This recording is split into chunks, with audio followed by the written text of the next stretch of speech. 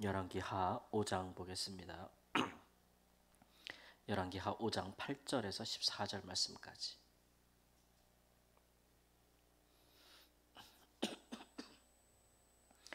열왕기하 5장 8절에서 14절 말씀.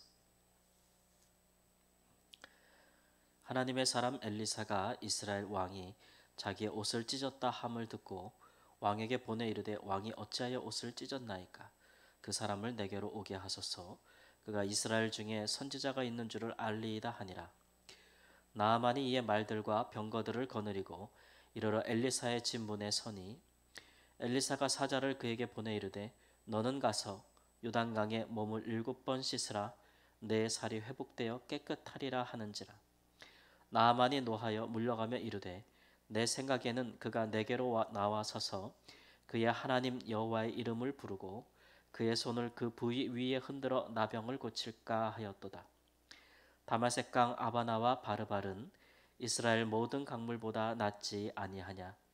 내가 거기서 몸을 씻으면 깨끗하게 되지 아니하랴 하고 몸을 돌려 분노하여 떠나니 그의 종들이 나와서 말하여 이르되 내 아버지여 선지자가 당신에게 큰 일을 행하라 말하였다면 행하지 아니하였으리까?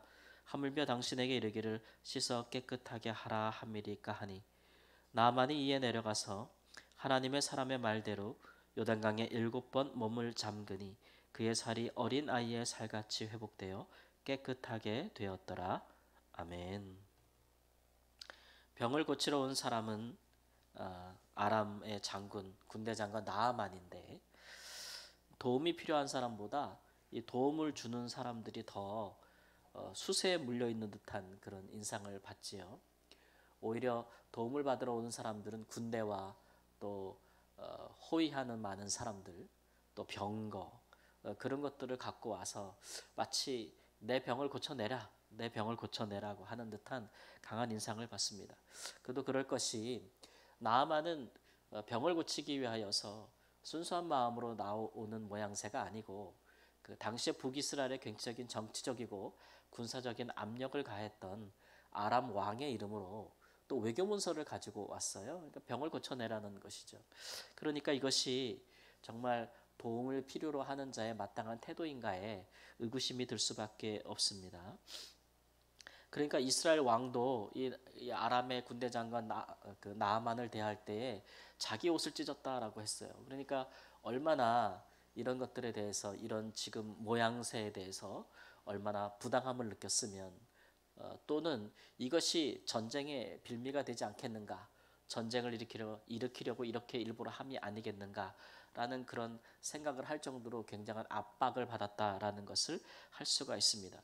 이스라엘 중에 어느 누가 이 아람 왕의 이런 요구에 대해서 혹은 아람 왕 군대 장관 나아만에 대해서 이렇게 자기의 위신이나 뭐 어떤 권위를 내세울 수 있는 사람이 아무도 없어요. 병을 고침받고자 하는 사람은 환자는 나아만인데 요즘 우리가 하는 말로 이 사람이 갑갑고 병을 고쳐줘야 되는 이스라엘과 그의 왕과 선지자가 을 같은 그런 이제 생각들을 갖게 되는 것이죠. 그런데 지금 유독 이 선지자 엘리사, 이 하나님의 사람이 오히려 이스라엘 왕에게 그 사람을 내게 보내라, 이스라엘 중에 선지자가 있게 함을 있는 줄을 알리다라고 이야기하면서 그 나아만 장군을 맞이합니다. 근데 맞이하는 그 자세가 좀 경우나 예의가 없는 것 같아요. 그래도 다른 나라에 심지어는 이스라엘에 강한 영향력을 행사하고 있는 그 나라의 존귀한 자를 맞이하는데 선지자가 그 집 문 밖에 나가서 영접하지도 않습니다. 그리고 자기 종을 보내서 하는 말이 요단강에 가서 7번 씻으라, 내 살이 회복되어 깨끗하게 하리라 라는 말을 할 뿐이에요. 선지자가 있는 사마리아로부터 요단강까지는 도보로 이동할 때 거리가 한 30km 정도 되는데 이미 먼 거리를 왔는데 그렇게 또 가라고 하니까 이 나아만이 노하여 물러갔다라고 했습니다. 그리고 자기의 생각을 얘기하는데 내 생각에는 선지자가 나와서 그 하나님 여호와 이름을 부르고 그의 손을 그 부위에 흔들면서 나병을 고칠까 하였다.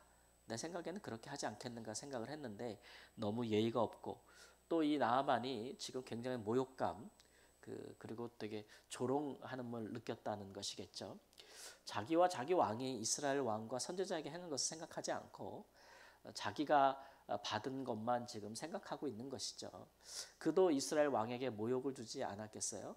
또 도움을 청하러 오는 자가 도움을 청하는 자의 마땅한 자세, 겸손함을 가지지 않지 않았겠어요? 이스라엘 왕도 행하지 못하는 이런 태도를 선지자가 나아만에게 행하고 있다라는 것을 볼 수가 있습니다. 그가 이렇게 생각한 것은 그가 아람에 있을 때 그들이 섬기는 림몬이라는 그 우상, 그 신을 섬길 때 그 림몬의 제사장들이 섬기는 예가 이러했던 것이겠죠. 보통 다 그랬던 것 같아요. 우리가 선지자 엘리야 시대에도 보면 그 바알의 선지자들이 바알께 어떤 특별한 기적과 은혜를 간구할 때 행했던 것들을 갈멜산에서 보면은 하루 종일 퍼포먼스를 하잖아요. 그래서 퍼포먼스를 하면서 뭐 의식을 치르고 또 많은 각양 모양의 어떤 기념적이 될 만한 사람들이 볼 만한 어떤 행위들을 하면서 나중에는 심지어는 자기 자신의 몸을 자해하는 그런 피를 흘리면서 기도하는, 그래서 그런 정도의 퍼포먼스를 보여줘서 제물을 바치며 기도하는 자들에게 저 정도의 그 열심, 정성, 그런 것들을 보여줄 뿐만 아니라 또 제물을 바치는 자의 얼굴과 위신을 세워주는 그런 일들의 행위, 종교적 의식적 행위를 하고 라서 이렇게 하는 것으로서 기도의 응답이 되기를 바라는 그런 모습들이었는데, 같은 그런 모습을 이야기하고 있는 거예요. 근데 우리가 지난주에도 살펴봤지만 기적을 행하시는 하나님의 방법, 우리가 말씀을 들었지만 우리 하나님은 첫 번째로 기적을 행할 때 외식을 행하지 않는다 그랬어요. 우리 하나님이. 그래서 기적을 바라는 자도 사람에게 보이려고 외식적으로 하나님께 구할 것도 아니고 기도할 것도 아니라, 이런 말씀을 드린 적이 있습니다. 주일 설교에. 하나님은 기적을 행할 때에 이렇게 사람에게 보이려고, 혹은 기적을 바라는 자가 또 사람에게 보이려고, 사람에게 영광을 얻으려고 하는 잘못된 동기와 마음에서 하는 것들은 응답하지 않는다라는 것을 알 수 있어요. 지금 하나님 앞에 나온 이 이방에 있는 군대 장관 나아만이 하나님 앞에 어떠한 모습으로 나온 것입니까? 하나님 앞에 설 때에는 그저 문둥병에 걸린 환자 한 사람이에요. 그가 하나님을 섬기는 자도 아니지 않습니까? 이스라엘 백성 중에 있는 자도 아니에요. 그가 하나님 앞에 나올 때, 선지자 앞에 나올 때 그가 가진 그런 사회적인 신분이나 지위, 또는 그가 아람에서 높이 여김을 받던 그런 영광된 그런 신분, 그런 것으로 하나님 앞에 나온 건 아니지 않습니까? 하나님께서, 이스라엘의 하나님께서 이방인에게 은혜를 베풀 때야 그가 더 간절한 마음으로, 더 간절하고 겸손한 마음으로 나오는 것이 마땅하지 않겠어요? 아무도 하지 못하는 것을 지금 하나님의 사람 선지자가 하는 거예요. 이런 것들을 저는 조금 느낄 수 있을 것 같아요. 왜냐하면 이제 선교를 하다 보면 후원자분들께서 참 선한 마음을 갖고 하시는 분들도 있지만 그렇게 하지 않는 분들도 간혹 있어요. 그러니까 어떤 마음이냐면 단순히 정말 하나님 앞에서 내가 사람들 이렇게 보이려고 하지 않고 영광을 얻으려 하지 않고 하나님 앞에서 그렇게 겸손하게 후원하면서 현지에서 그것이 잘 쓰이기를 바라는 분도 있지만, 어떨 때는 그런 것들을 이렇게 요식 행위로 하는 분들도 계세요. 굉장히 사람들에게 보이려고 또 이름을 내려고 영광을 나타내려고 하는 경우가 종종 있어요. 그럴 때 그런 분들이 이렇게 후원을 하는 자세를 보면은 굉장히 오만한 것도 많고, 주는 자가 가지게 되는 어떤 그런 뭐라 그럴까요? 좀 겸손하지 않은 자세, 그런 것들을 보일 때가 있어요. 그래서 그런 일들에 대해서 이제 저도 후원을 연결해 주는 사람도 있고 선교 단체도 있는데, 후원을 받아야만 되는 선교 단체나 선교 본부들은 그런 분들에 대해서 말을 못 해요. 후원을 해주니까. 그래서 말을 잘 못합니다. 그래서 그저 이렇게 어떤 것이든지 그저 마음에 그냥 감사함으로 받아서 현지에 있는 선교사들한테 연결해 주기도 하죠. 근데 이제 그런 분들이 간혹 오시거나 아니면 연락을 받게 되면 이게 후원을 하시는 마음이 너무 외식에 가깝다라는 것들을 느낄 때가 있어요. 그럴 때에 그분에 대해서 이 행하는 것이 옳지 않습니다라고 말할 수 있는 사람은 선교사밖에 없더라고요. 그게 그 선교 본부에 있는 사람들이나 모금을 해야 되는 사람들은 절대 말을 못 하더라고요. 후원자를 잃을까 봐. 근데 선교사는 현장에 있기 때문에 쟤는 그런 것들에 대해서 아유 전부 의리구나. 예, 그래서 이런 것들을 제대로 말해줄 사람은 현장에는 선교사밖에 없구나라고 느낄 때가 있어요. 그럴 때는 심지어 후원을 거절하기도 해요. 제가 이건 안 받겠습니다. 후원자님의 그 마음이 좋지 못합니다. 이렇게 거절하기도 하죠. 그래서 뭐 예를 들어서 후원을 하는 분들이 후원을 하면서 이게 현재 사정에 맞게 잘 쓰임 받기를 원합니다. 이렇게 하면 좋은데 뭐 예를 들어서 현재 많은 어려움들이 있는데도 불구하고 본인에게 맞춰서 내가 언제 결혼기념일이니까 그때까지 이런 모양으로 이렇게 해놓고 내 이름을 크게 이렇게 해주고 막 이런 식으로 막 요구사항이 들어오는 거예요. 그럴 때는 거절을 하죠. 그렇게 못하겠습니다.